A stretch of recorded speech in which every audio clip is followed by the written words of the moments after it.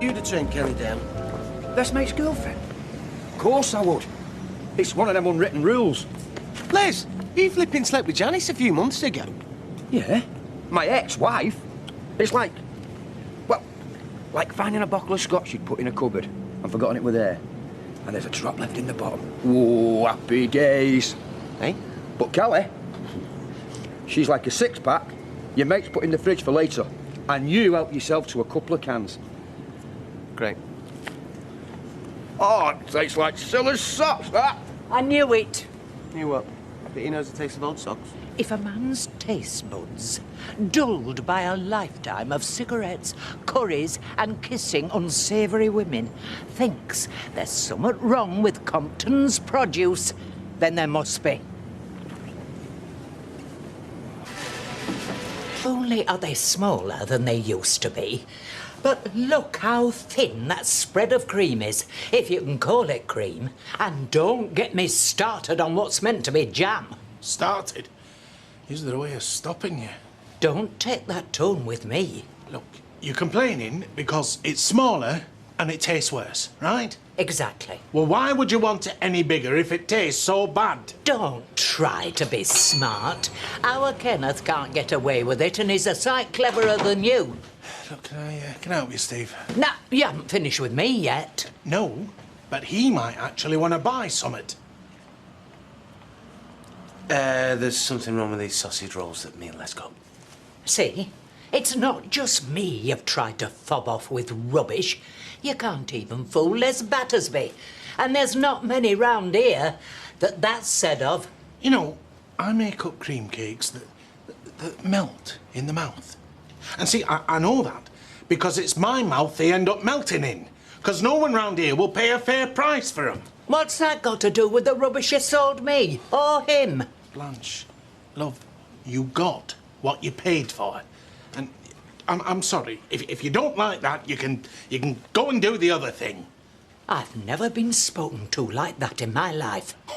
Oh, I'm sure you have, love. It's just you've never bothered listening. Oh, Steve. Look, do you want some Eccles cakes instead? Who they are? Course you do. Teresa's mother were a hunt. She married a fella called Tommy, and it's Tommy's granddaughter who's getting engaged. And what's her name? Eva. Never heard of her. You saw Tommy and Patsy when you were little. If you hadn't lived in London for so long... But I can't see why she can't get engaged without me. It's a family celebration. We're all going. What, even Dad? Of course. He's very family-minded, is Ken. Apart from Adam, most of his family are either dead or miles away. That's why he latches onto ours. No, I'm sorry. I'm busy next Monday. You're not. I will be. All right, they aren't expecting you anymore. You know, these are relatives I haven't seen for 20 years. I can't imagine why they got in touch. To tap you for an engagement present. My family's not like that. All families are like that. How would you know?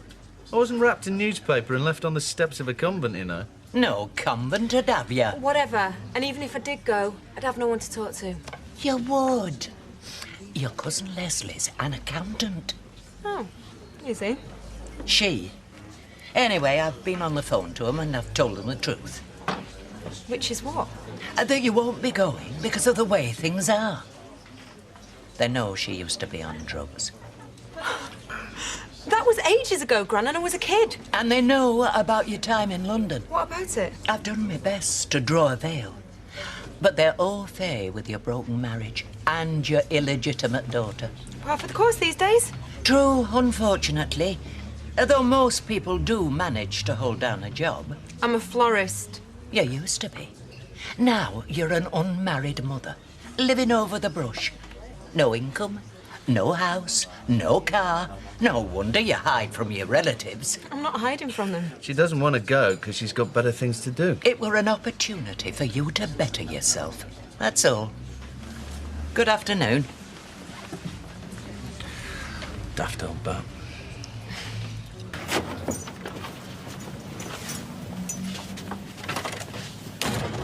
Do you have to behave like a harridan in front of your daughter?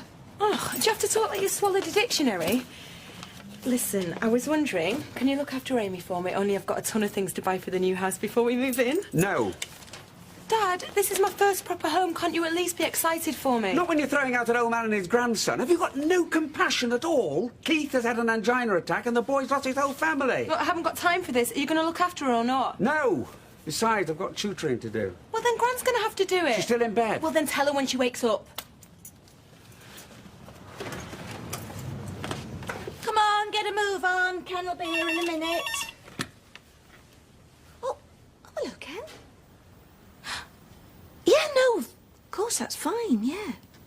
OK. Bye. Ken's got to help Blanche look after Amy. Oh, well, I can always just do some revision. So he wants you to go over there. What? Mum, it'll be like an old folks home. No, I'm not doing it. Reading a poem is a bit like peeling an onion. You think you've got it. You think you've grasped everything. Then suddenly... Anyone want a cuppa? No, thank you.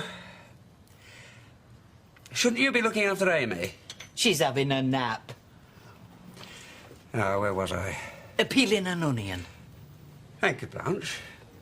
Yes, you take off the top layer, only to discover there's another underneath. A tip. Peel them underwater, then they don't sting your eyes. What are you doing? I'm trying to teach. I won't say a word. Anyway, let's look at the poem. It is a matter of a black cat on a bare cliff top in March whose eyes anticipate the gorse petals. Call that a poem? Doesn't even rhyme. Well, poems don't have to rhyme. It's called free verse. Free twiddle twaddle. It's just an excuse for not bothering. Now, if you want a real We don't. poem... We've already got one. Suit yourself. And if you can't keep quiet, I'm going to have to ask you to leave. Oh. Now, where was I? Oh, yeah. The formal equation of a domestic purr with the cold interiors of the sea's mirror. Is that it? Yes. It's not as good as my dog Spot. I have a white dog whose name is Spot, and he's sometimes white and he's sometimes not. 7th Road. See? Drop off 67 Merch Road. Well, hey, we're rich. Oh, I love. Do you want a taxi? No, I want a pound of mince. What do you think? Steve? Yeah, why not? And I won't be paying. I've got me flyer. The hell's this? Just a little promotional idea of mine. Free cab rides today for OAPs. Just a way of saying thank you to our most loyal senior customers. And an excellent idea it is too, young man. You never run this by me. We need the goodwill. Boys, customer. Just, you're starting to irritate me. Right, well, seeing as all this was your idea, you can do the job. Fine. It'll be my pleasure, Blanche. And, don't worry about tipping, mind. I always tip 10% on a decent cab ride. Great. So, if the ride costs nothing, you can work out what the tip's gonna be, can't you? So, who's the lucky girl? Joanne, from the factory. Right. Deirdre's taken Amy to see that woman she works with the gammy leg. Right. And Kenneth's out and all. I'll be sat in on my own all night. But I don't want you to worry. You coming to the pub with me or what? I'll fetch me good cardigan. Here he is. Ah, oh, and he's brought an elderly relative with him. Oh, that's so much nicer than flowers. I'm sorry I'm late. My gran had to put her face on. Hi. Don't mind if she joins us for a drink, do you? I don't want to play gooseberry. Oh, no, you won't be, because Sean's going to be joining us and all. Is he? Right, I'll get a drink soon. Cheers. Yeah, you owe me big time for this. Come on.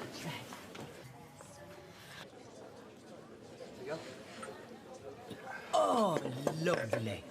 Doctor's advice. Thins the blood, apparently, Jing. Oh, well, yours must be like water then. I thought we were going into town. Don't worry, I've been getting her doubles all night. She'll be ready for her bed soon.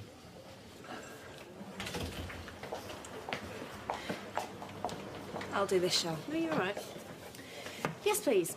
Blimey, you're eager. Do you want a drink or what? I'll have a pint and... Red wine, please. You know what? I knew we should have gone into town. I've always got on with the younger people, me. Them old biddies down the 1 o'clock club, it's moan, moan, moan. Oh, but not you, eh, Blanche? You're our regular little Mary Sunshine, aren't you? Look, Gran, do you maybe want to get home in a bit? You know, it's getting late. Are you trying to get rid of me? No, of course we're not. This is nice, isn't it? I've plenty of go in me. Don't you worry. I'm tougher than I look. Guess how old I am? Oh, I've never been good at guessing people's ages. A proper guess. Go on. And if you're within 3 years, next round's on me. It's just a bit of fun. I won't take offence. 90? 90? Where'd you get 90 from? Well, Ken's got to be around 70 and you're his mum, so I just thought... I'm not Ken's mum. I'm Deirdre's mum, you stupid girl. Sorry. I'm not staying here to be insulted like this. 90. Come on, Gran, I'll get you home. Don't worry about it. All right, Gran. She's fine. I'll just get her home. 90.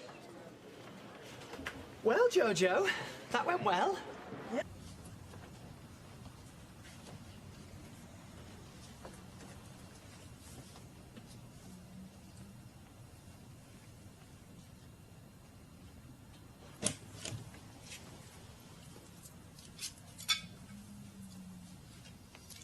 I take it they're yours. I know I don't own any pants with hot stuff written on them. Thank you. I came back with Adam last night. He's still asleep. But we didn't do anything. But your clothes fell off in the process. How very unfortunate for you. Why don't you have some breakfast, love? Joanne, is it? Let's hope Adam remembers your name. Blows get like that, forgetful. Ask her. She's had a fair share over the years. I'm fine, thank you, actually, Mrs. Barlow. Please, Deirdre. Yeah, and you must call me Ken, and that is Blanche.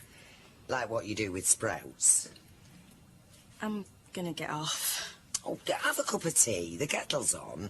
When you can take one up to Adam, it's gone 10. Don't them man-made fibres bring you out in a rash? Tell him I said try.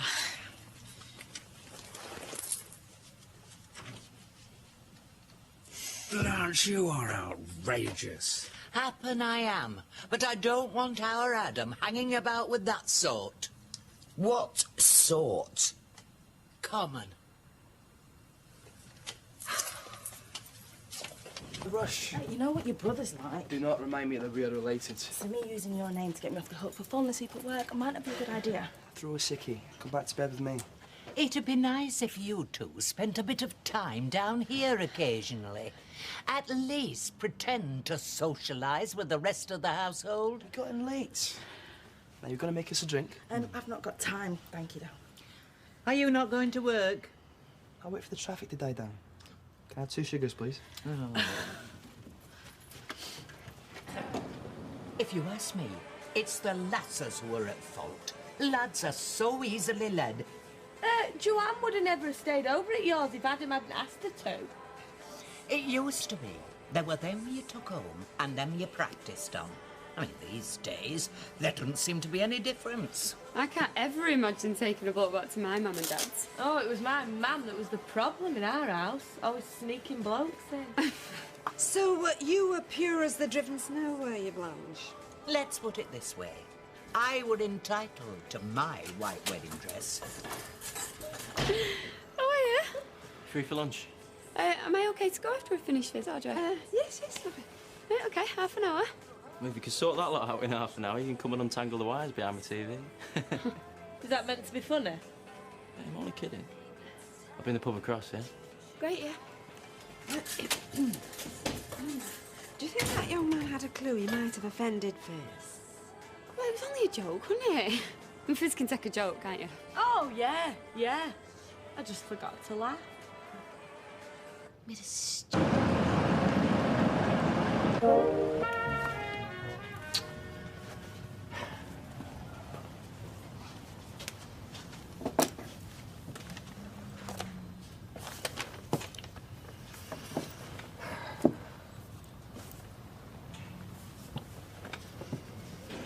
course, he may. Hello, Blanche. Hey. So, what do you think that is, then? Ah, it's an envelope. Manila A4. Left by Leanne Battersby for Adam. Leanne Battersby? And she didn't say anything? Oh, she did, yes. Well, what? That it were genuine. It was genuine? Yes. But she didn't say what this, whatever it is that genuine is? No, but I've had a thought. What?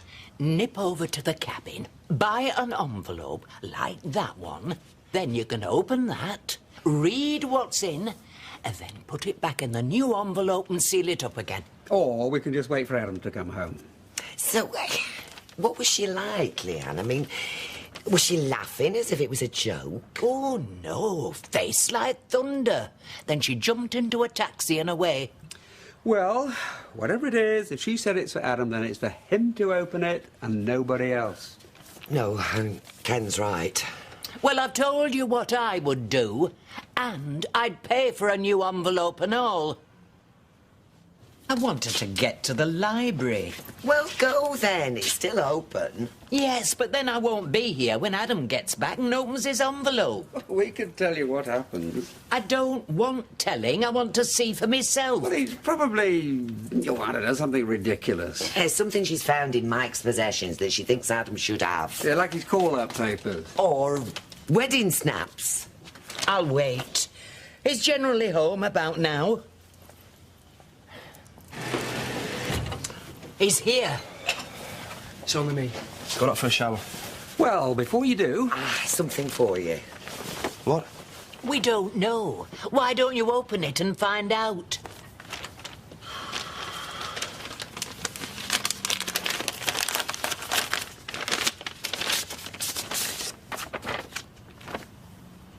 It's a will.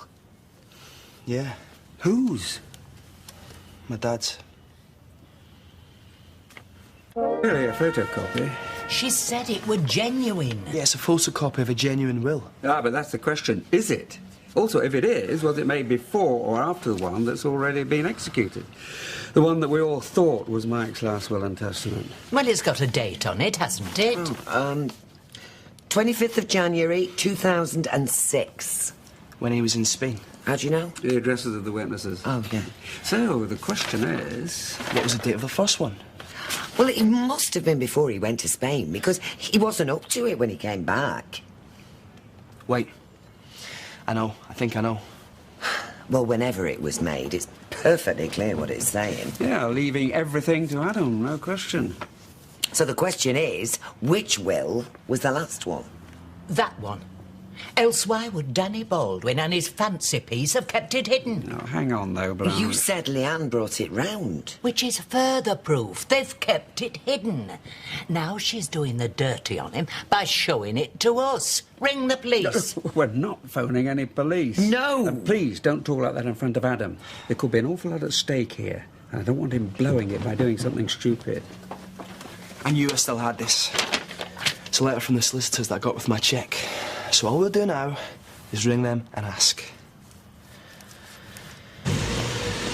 What I don't know is, Mike would be too late anyway. How do you mean? Well, Mike's will, the other one, it's been through probate, been executed, money's paid out. Yeah, but if this shouldn't have been... Well, what can they do?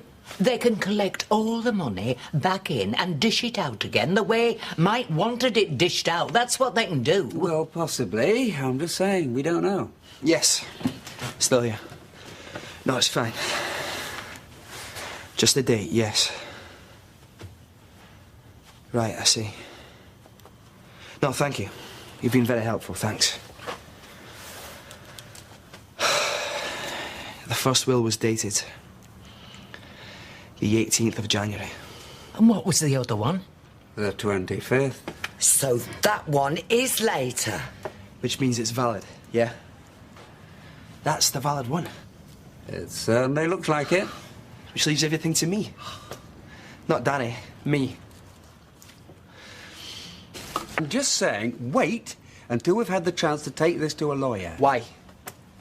What's a lawyer going to tell us what we don't know already? It's lawyers that made a mess of it from the start. Well, for one thing, they might be able to tell us whether it matters that this is the photocopy and we won't be able to get hold of the original. We can still tell Danny we know what's going on. Yes, but we don't know. That's precisely my point. Well, all the more reason to go and stick this in Danny's face and say, explain this if you can. Yes, but not yet. Look, I'm sorry, but I just can't wait. And I'm not doing so.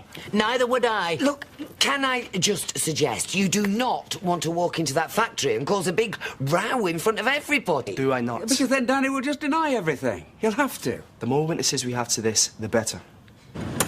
Deputation. Afternoon to you and your family. Hope everything's well. Something's come up. Something we need to talk about. Okay, what's that? This. You don't touch it. Just read it. What is it? It's a copy of a will, and as far as we can judge, Mike's final will. Well, I've got one of those. Not this one you haven't. It was made on the 25th of January when he was over in Spain. After the one that you have. And guess what? Invalidates the one you have. Let's see. No. You think I'm going to eat it? Leanne gave it us. Oh, did she? Is this for real? Seems to be. It's a photocopy. Yes, we can see that. But you can only have a photocopy if there's an original. If there is an original, Ken. I mean, Mike might have changed his mind and saw it up. No way. You know that? This was Mike's last will and testament, and if you read it, you'll see he left everything to me. Not you, me. Well, that's not what the law says. Because the law's an ass. And the law didn't know about this. You know, you shouldn't have that factory. You shouldn't have that flat and the keys. You shouldn't have a single thing that belonged to my dad. Well, I have, though, haven't I? I've got the lot. And to be fair, I plan on keeping it. Come on, Adam. And you know what? Hiding this like you have, that's a crime. One you can go to jail for.